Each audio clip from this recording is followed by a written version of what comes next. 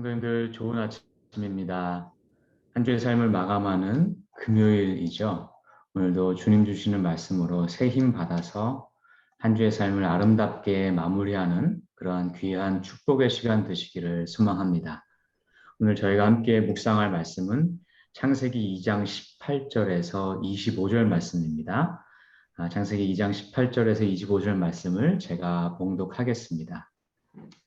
여호와 하나님이 이르시되 사람이 혼자 사는 것이 좋지 아니하니 내가 그를 위하여 돕는 배필을 지으리라 하시니라. 여호와 하나님이 흙으로 각종 들짐승과 공중의 각종 새를 지으시고 아담이 무엇이라고 부르나 보시려고 그것들을 그에게로 이끌어 가시니 아담이 각 생물을 부르는 것이 곧 그 이름이 되었더라. 아담이 모든 가축과 공중의 새와 들의 모든 짐승에게 이름을 주니라. 아담이 돕는 배필이 없으므로 여호와 하나님이 아담을 깊이 잠들게 하시니 잠들매 그가 그 갈빗대 하나를 취하고 살로 대신 채우시고 여호와 하나님이 아담에게서 취하신 그 갈빗대로 여자를 만드시고 그를 아담에게로 이끌어 오시니 아담이 이르되 이는 내 뼈 중에 뼈요 살 중에 살이라. 이것을 남자에게서 취하였은즉 여자라 부르리라 하니라. 이러므로 남자가 부모를 떠나 그의 아내와 합하여 둘이 한 몸을 이룰지로다. 아담과 그의 아내 두 사람이 벌거벗었으나 부끄러워하지 아니하니라. 네, 창세기 2장 후반부는요. 우리 창조세계의 가장 기본 단위인 부부관계와 가정에 대한 하나님의 이 창조 원리가 담겨 있는 그러한 중요한 부분입니다. 또 우리가 너무 익숙한 말씀이기도 하죠. 그런데 이제 익숙하다고 해서 우리가 그 원리들을 삶에서 잘 살아내고 있느냐, 그건 또 다른 얘기인 것 같습니다. 그래서 오늘 우리가 말씀을 통해서 이 하나님의 원리들을 다시 한번 성경적으로 잘 정립하고 그 안에 감추어져 있는 놀라운 신비와 축복을 우리 삶에서 실제 살아내시는 그러한 저와 여러분 되시기를 소망합니다. 먼저 18절 말씀해 보니까 하나님이 보시기에 좋지 않다라는 표현이 나옵니다. 이 표현은요, 앞서 1장에서 반복된 표현이었던 하나님이 보시기에 좋았더라라는 말씀과 정반대되는 말씀이죠. 그래서 어떻게 보면 더 우리의 관심을 끌게 됩니다. 그럼 무엇이 하나님 보시기에 좋지 않았느냐? 바로 사람이 독처하는 것이 하나님 보시기에 좋지 않았다고 말씀하는 것이죠. 자, 그러면 실수가 없으신 분이 우리 하나님이신데, 그럼 하나님은 하나님 스스로 창조하신 것에 대해서 왜 좋지 않다라고 표현을 하셨을까요? 좀 의외이지 않습니까? 근데 이것은 하나님이 원래 사람을 싱글로 창조하셨다가 보시기 좋지 않으니까 돕는 배필을 창조하신 거 아닌가? 이렇게 생각하기보다는요. 하나님이 부부와 가정의 원리를 보다 명확하게 설명해 주시려고 2장에서 부연 설명을 하신다고 보는 것이 더 타당하겠습니다. 그렇게 생각해야 되는 근거는요. 이미 1장 27절에서 하나님은 남자와 여자를 창조하시고라고 말씀하셨어요. 그러니까 하나님은 남자와 여자를 함께 창조하시는 것이 그분의 뜻이었던 것이죠. 그런데 2장에서는 그 남자와 여자가 어떻게 부부가 되어 가정을 이루는 건지 그 의미를 보다 자세하게 말씀해 주시는 것이라고 봐야 될 것입니다. 자, 이렇게 독초하는 것이 좋지 않아서 하나님은 돕는 배필을 창조하시게 되는 것이죠. 자, 그런데 이제 이 18절과 20절에 나오는 돕는 배필, 네, 이제 히브리어로는 이제 에제르라는 표현인데요. 이 표현이 이제 자칫 잘못 해석하면 이제 여성이 그 역할을 남성에게 보조적이고 또 다소 열등한 존재로 오해할 수도 있는 표현이기도 합니다. 그런데요, 이 표현이 에제르라는 표현이 성경에 총 20번이 나오는데요. 많은 경우에 하나님이 우리 도움이 되시는 것을 표현할 때 에제르라고 표현합니다. 예를 들어서요. 신명기 33장 29절에 보면요. 이스라엘이여 너는 행복한 사람이로다. 여호와의 구원을 너같이 얻은 백성이 누구냐? 그는 너를 돕는 방패시요 내 영광의 칼이시로다 라고 할 때 너를 돕는 방패시요가 이 에젤이에요. 네. 그래서 만약에 누군가가 이 여자는 돕는 배필이다. 그렇기 때문에 여자는 남성을 보조만 해야 되는 존재다라고 이렇게 주장한다면 그것은 하나님도 우리를 돕는 그런 보조적인 존재야라고 주장하는 것과 같은 결과가 되는 거예요. 그렇지 않죠.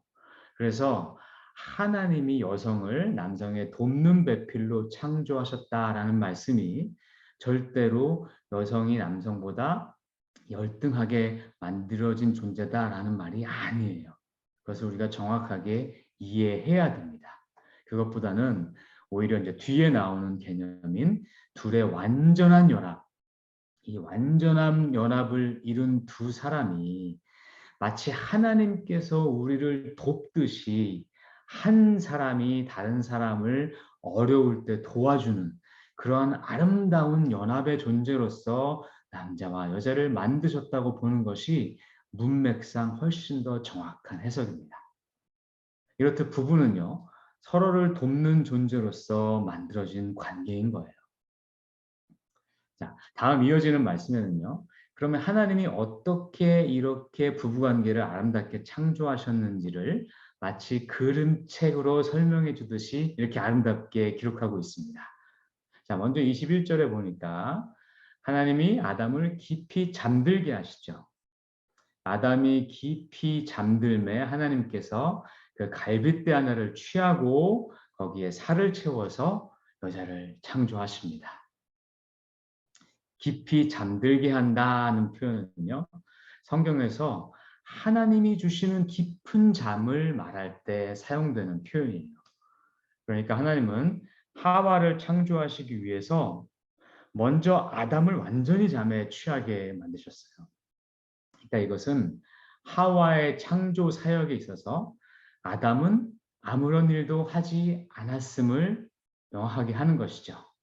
하나님은요, 전적인 주도권을 갖고 하나님의 뜻에 맞게 하와를 창조하신 것입니다. 그런데 하와를 아담의 갈비뼈를 통해서 만드셨어요. 그래서 갈비뼈는 남자와 여자를 연결시켜주는 매개체이자 또 남자와 여자가 매우 긴밀하게 연결된 존재인 것을 상징하는 것이에요. 사실 하나님은요, 여자를 아담 갈빗대 없이도 만드실 수 있는 분이시지 않습니까? 그런데 굳이 아담의 갈빗대를 취해서 그렇게 하와를 만드신 것은요. 남자와 여자가 매우 친밀한 관계이고 또 한 뿌리에서 난 존재임을 상징하기 위해서 그렇게 하신 것입니다. 자, 그러면 왜 하필 갈빗뼈였을까요? 뭐 다리뼈나 뭐 팔이나 그런 뼈로는 안 됐을까요? 제가 이제 얼마 전에요.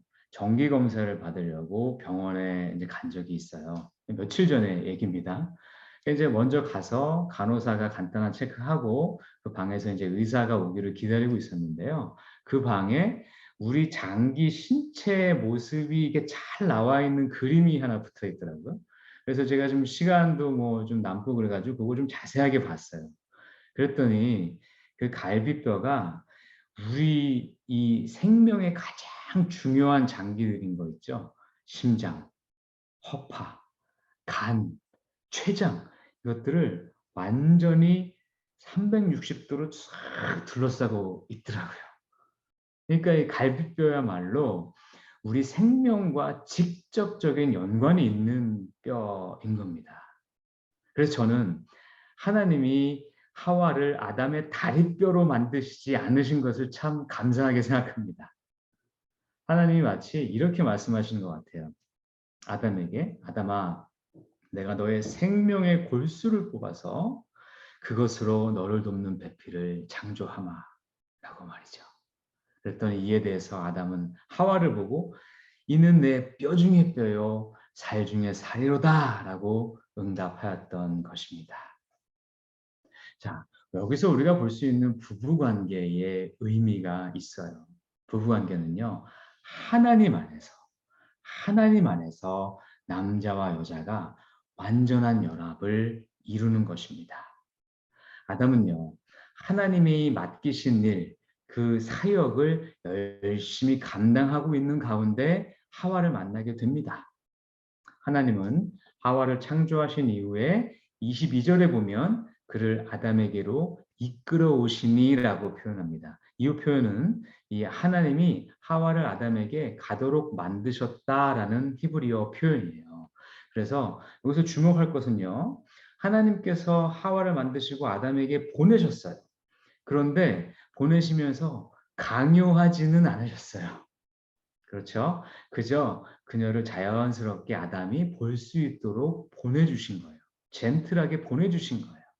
그러니까 아담이 23절에서 하와를 보고 나서 감격과 사랑의 고백을 하게 되는 거예요. 그렇죠?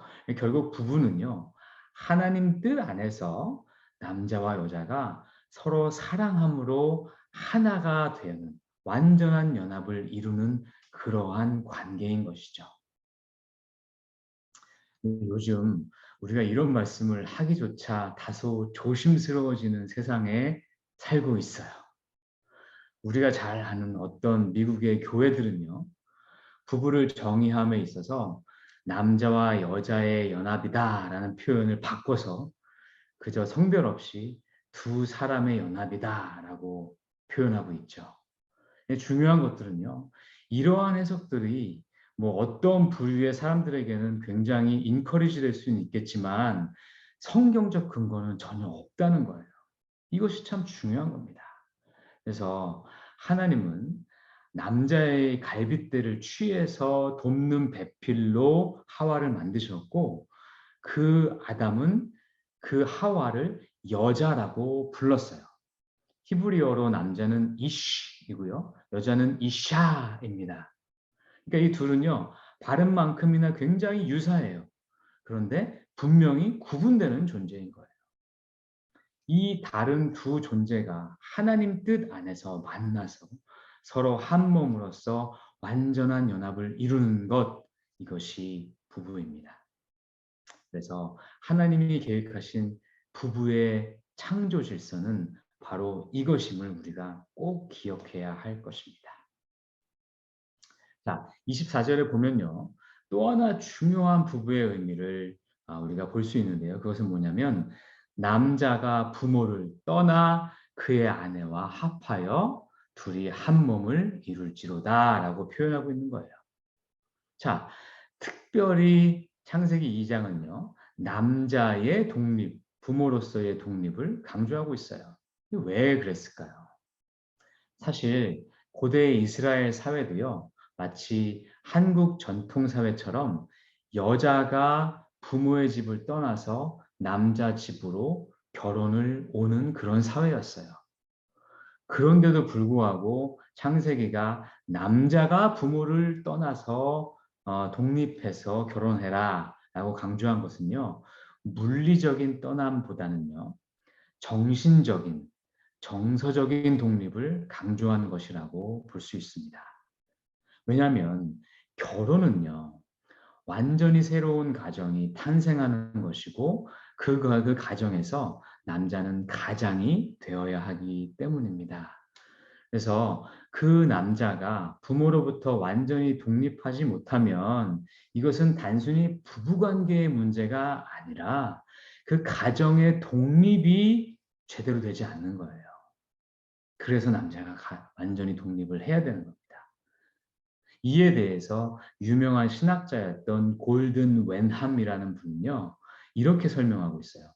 결혼 전에는 그에게 가장 중요한 책임이 부모에 대한 것이지만 결혼 후에는 그의 아내에 대한 것이다 라고 말입니다. 결론적으로 보면 부부 관계가 된다는 것은요.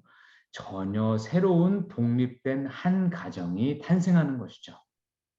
이를 위해서는 특별히 두 사람의 독립, 그중에서도 남자의 완전한 독립이 중요하다라고 창세기는 말하고 있는 것입니다. 자, 부부의 의미에 대해서 세 번째로 마지막으로 중요한 의미가 25절에 나옵니다. 그것은요, 서로에게 가장 솔직한 관계, 또 서로의 부끄러움을 덮어주는 관계입니다. 자, 25절에 보니까 두 사람이 벌거벗었으나 부끄러워하지 아니하니라라고 말하고 있어요. 자, 이 벌거벗었다라는 표현은요, 단순히 옷을 벗은 상태다라는 그런 어떤 의미뿐만 아니라요. 아무것도 내가 가릴 것이 없는 상태다. 완전히 이 상대방에게 내가 모든 것을 드러내고 밝혀 있는 상태다라는 표현이 함께 표현되어 있어요. 우리나라 말도 그렇지 않습니까? 자, 뭐 예를 들어서 욥기 1장 21절을 보니까 욥이 이렇게 고백해요.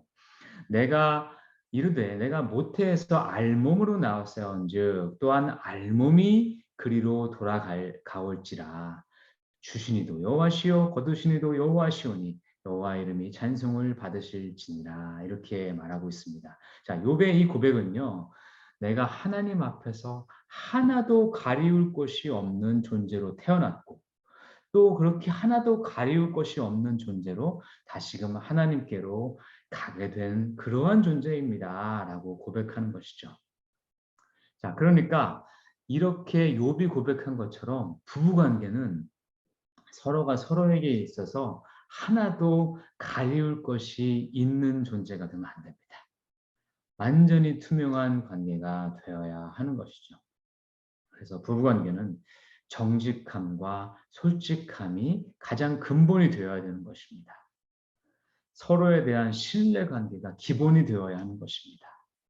그래서 부부 관계에서 이 신뢰 관계가 깨어지거나 흔들리면 부부 관계 자체가 흔들렸다고 말을 할 수 있는 것입니다. 그래서 행여라도 우리 부부 관계에 이러한 솔직하고 정직한 신뢰 관계가 만약에 있지 않다면 또 그런 부분이 좀 약간 약한 부분이 있다면 오늘 이 말씀을 통해서 우리가 다시 한번 주님이 계획하신 창조하신 부부 관계로 다시금 우리가 회복되어야 하겠습니다. 또한 부부 관계는요. 서로의 부끄러움을 덮어주는 관계가 되어야 합니다.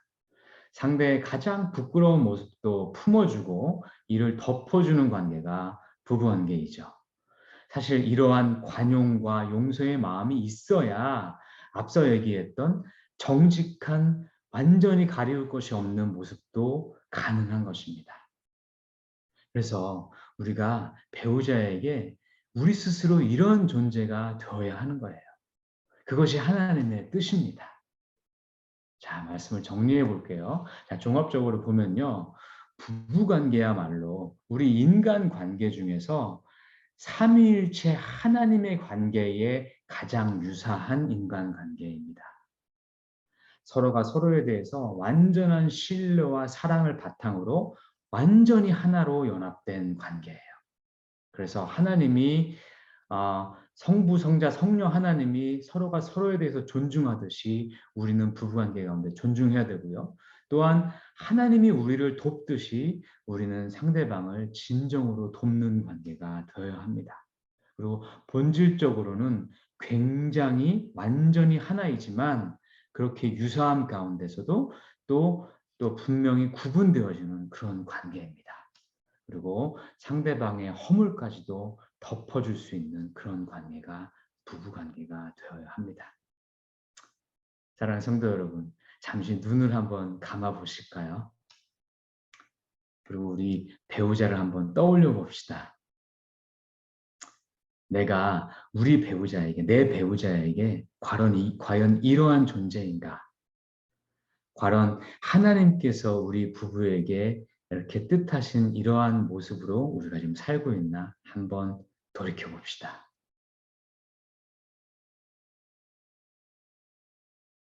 함께 기도하시겠습니다.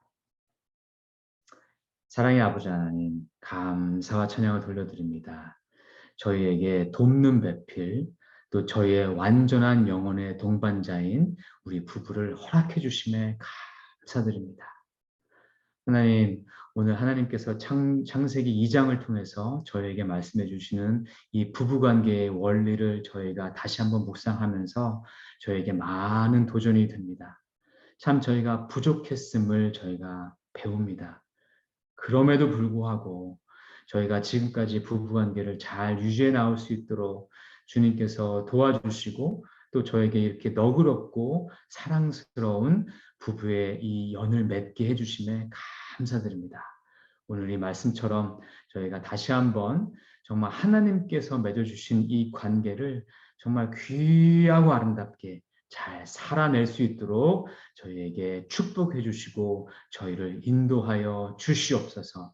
이 부부를 통해서 하나님의 이 창조 세계를 향한 귀하고 아름다운 이 관계의 모습들이 회복되어지는 그러한 놀라운 축복의 역사가 이루어질 수 있도록 주님께서 함께하여 주시옵소서.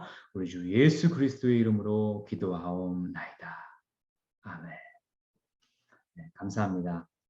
우리 함께 기도 제목 나누겠습니다. 먼저 주신 말씀 생각하시면서 과연 나는 어떤 부분을 오늘 삶에서 실천해야 되는지 하나님께서 주신 마음 있으시다면 그것을 위해서 결단하면서 기도했으면 좋겠습니다. 또 출타 중이신 우리 담임 목사님 건강과 또 그 가정의 안전한 그러한 여정을 위해서 함께 기도해 주시면 감사하겠고요. 또 마찬가지로 많은 성도님들 지금 여름 휴가 중이신데요. 안전한 여정과 또 충분한 휴식을 충분히 누리게 하시고 특별히 코비드로부터 안전하게 지켜주시기를 위해서 함께 기도해 주시면 감사하겠습니다. 우리 함께 기도하시고 이어서 개인 기도 제목 놓고 기도하시면서 힘차게 일상 가운데로 나아가시겠습니다. 같이 기도하시겠습니다.